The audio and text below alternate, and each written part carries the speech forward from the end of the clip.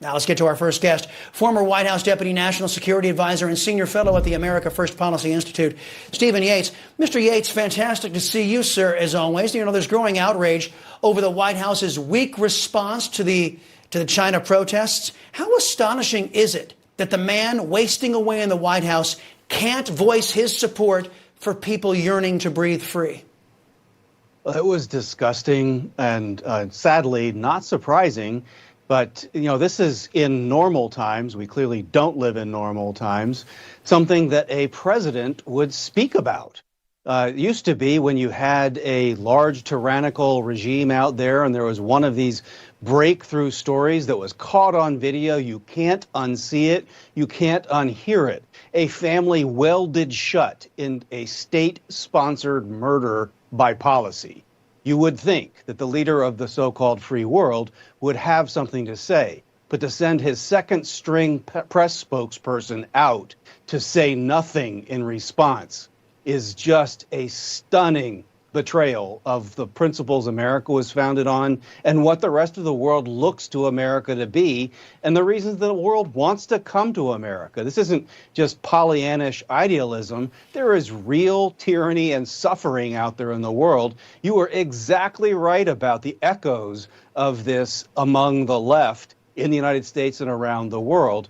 This is Fauciism and the COVID lockdown tyranny taken to its nth degree, and you see where it goes. There were way too many people in our free society that wanted to follow in that direction. It had nothing to do with health. It had everything to do with control. Do you want to be the next family locked into your home, unable to feed yourselves or burned to death? Even the long-suffering Chinese people got to the point where they said no mas. Filled the streets in numbers that haven't been seen in 30 years. Now, they didn't stay in the streets because they're smarter than they were 30 years ago. They know they can go out and tempt the beast only so often. But the shame is that they stand alone. The big mouths around the world went cold silent in response to this. Our White House mute. Our State Department barely issues a word. The august Europeans who tell us how we must live don't have much to say. It's truly a sad, sad reaction. Oh, Klaus Schwab says that's the model. China's the model. So, yeah, I mean, that's how these European elitists view this thing. By the way, I talked to Gordon Chang. I know that the reported death in that building is about 10 people. He says it's more likely closer to 50. The U.S. Embassy is warning Americans in that communist nation of China, advising that they should have a 14-day supply of medications and other vital necessities. China expert Gordon Chang, as I was speaking to him today, he came on my radio show. He's sending a dire message to our citizens in China. Listen. The State Department should be telling Americans to leave China because China is no longer safe, and especially it's not safe for foreigners. Because Xi Jinping, to save himself, is going to try to direct the anger of the Chinese people away from himself towards foreign countries. Sure. And when they do that, the number one target is always the United States. Mr. Yates, what's your analysis? Should Americans be looking to book a one-way flight out of China? Yeah, well, first I have to confess that Gordon is a friend. So despite the friendship, I also happen to agree with what he said. And he is absolutely correct. Basically, the CCP is going to suggest that anyone who doesn't look like them is part of a CIA operation aimed to undermine the great national model that China is. And as people go through these lockdowns based on health policy or otherwise, I mean, all those COVID tent villages that are meant for health isolation easily could be meant to disappear away and isolate demonstrators.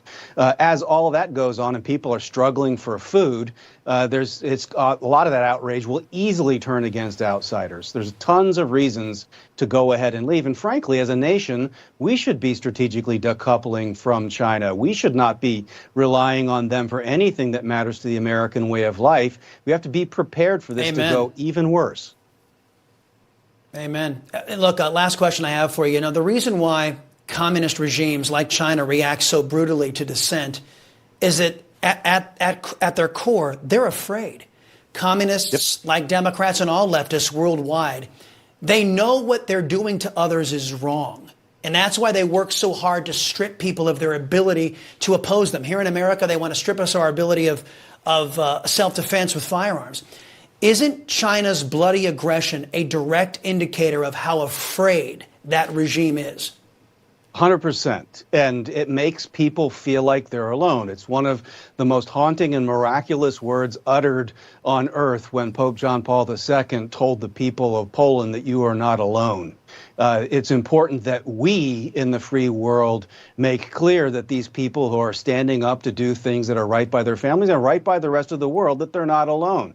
We don't need to intervene. We don't need to risk our lives and our sacred honor and fortunes at this point. We certainly shouldn't sit silent. It is shameful to just stand by and let them take this on themselves.